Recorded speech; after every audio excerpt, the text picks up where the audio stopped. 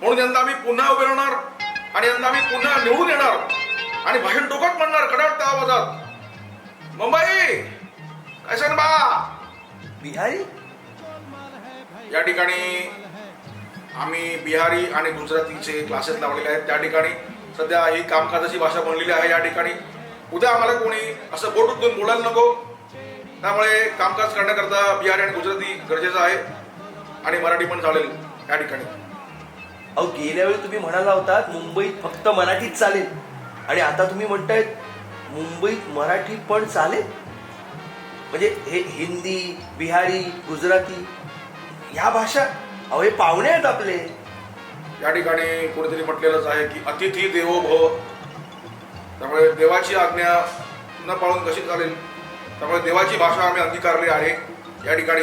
त्यामुळे या पण भाषा आपल्याच आहेत. आणि मला सांगा, आपण सगळे हिंदूच आहोत. हिंदू आणि मराठी वेगळे आहात का?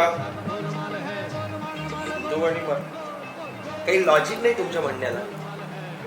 मला फोन आलेला आहे.